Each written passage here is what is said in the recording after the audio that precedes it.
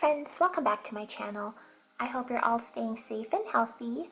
Let's forget about our troubles for a little while and talk planners. I know I could use the distraction. So for this video, I'm going to discuss how I use my ring planners as wallets. So if this topic interests you at all, do consider subscribing. I make all sorts of videos about journals, planners, and pens. And stick around till the end if you want to know more about why I changed my channel name.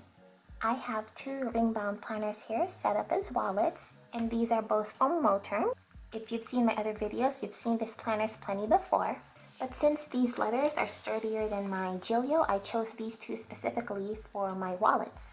I still do love my passport-sized traveler's notebook wallet. I still have all the inserts here. So if I ever want to move back in, it's all ready for me to go. As a planner girl, it's fun to try new things, and it keeps things fresh and interesting for me, and it keeps boredom at bay. I do think ring planners offer more functionality than a traveler's notebook, at least initially, because you start out with a lot more pockets and slip pockets over here. You don't necessarily have to buy any extra inserts to get your ring planner wallet going. It's also more modular in the sense that you can individually take these sheets of paper and move them around, or if you want to rip them out, it doesn't change up too much of your planner. As I've mentioned, I chose the Moterm planners for my wallet, specifically for the sturdy leather. I have posted a review of these planners before, I'll link it below, and I did try these two sizes for at least a week. This is a personal size planner and a pocket planner. This is where I'm currently settled in. So I'm going to talk about my opinions on each size and the pros and cons. The personal planner definitely has more room and it can hold a bit more. It can hold more cards, it can hold more paper, and the big back pocket is very spacious. And it's also easier to fish out of your bag because of the size. You can easily find it in your tote, for example. You don't have to go fishing around for it. I would say the drawback of this size is it can get heavy if you stash too many things in it. Like if you keep too many cards or you keep too many coins in this pocket, for example, it can get quite heavy. Otherwise, this is a pretty good size for a planner. It's not too big in my opinion. You can still hold it one-handed. You can also tuck it in under your arm quite nicely. In my opinion, personal size would be the largest you can go as far as wallet views. A5 I think would be a bit too large. Especially with the rings, it can get very heavy. Now moving on to the pocket planner, this is where I'm currently set up in. Obviously, this is more portable than the personal planner since it is a lot smaller. It's lighter, and depending on what bag you're carrying, it may fit into one of your side pockets. Like if you have a diaper bag or if you have a large tote with a side pocket, this can slip right in easily. However, since it is smaller, you are limited by the space. And depending on how many card holders you have in your planner, you're not going to have a lot of room for writing sheets. This is already so stuffed. I can't put any more than this.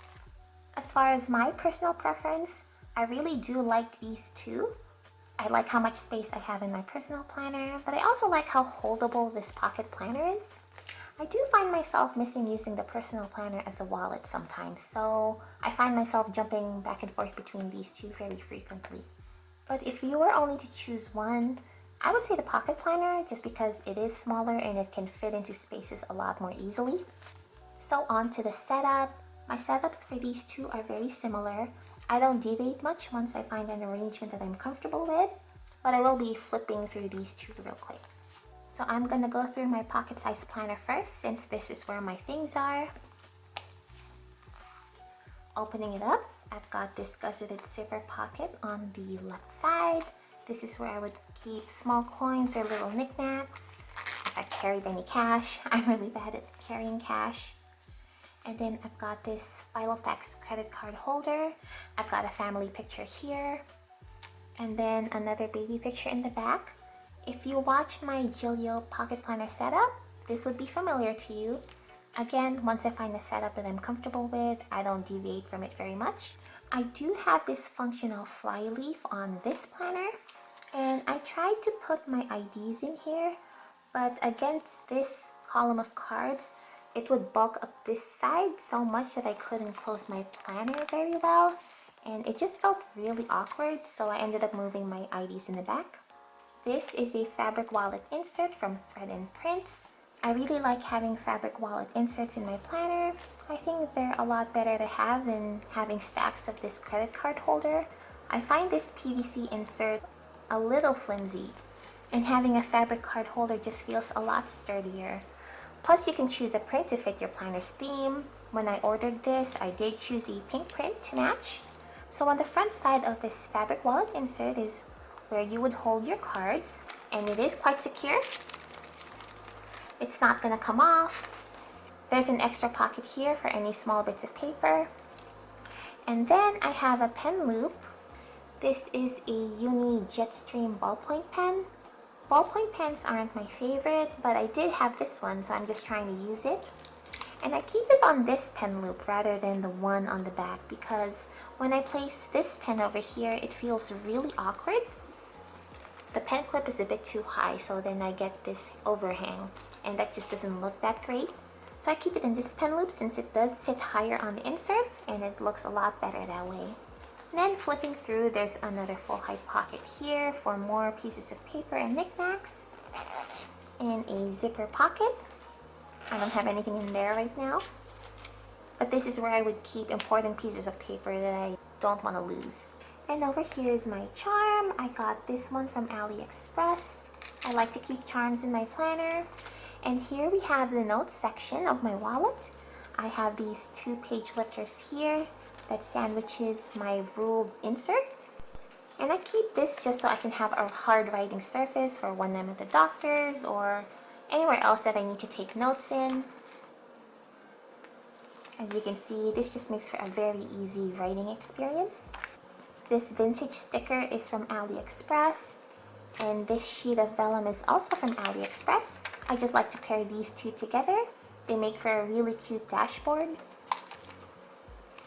And I have the same thing going on in the back, a sheet of vellum over here, and then more vintage stickers on the page lifter. And as I mentioned before, I don't keep a lot of ruled inserts in this pocket planner just because it's already so stuffed from my flyleaf and my fabric wallet insert here. And that's fine by me because I don't need a lot of paper when I'm out anyway. When I go home, I can always just take them out and put in some new blank ones. And then on the back side of this wallet are my IDs, my library card, and my most used credit card. So that is how my wallet is set up. It's pretty simple, not much to it, and it's very similar to my traveler's notebook setup. I'll link that video down below if you're curious. My personal size wallet is pretty much the same setup. I have family pictures in the front, and I keep cards on this flyleaf in the back. Here are some gift cards that I abandoned. Another thread and print fabric wallet insert.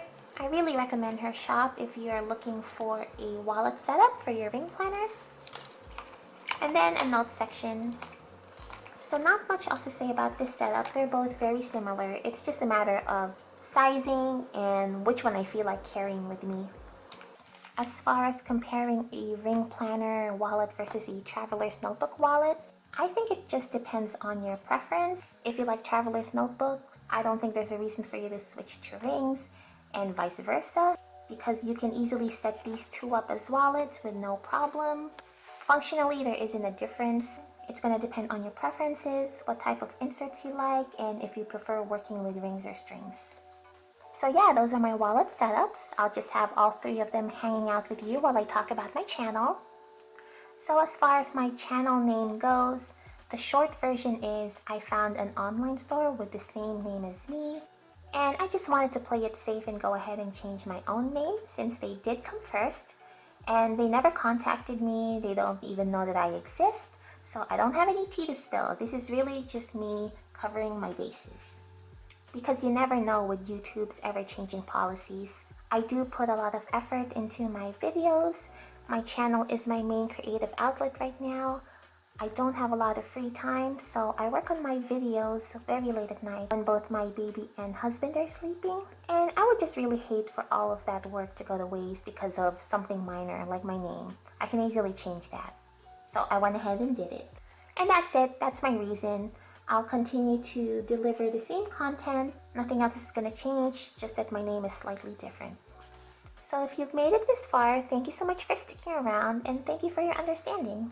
This is Spellbound Notes, and I will see you next time. Bye!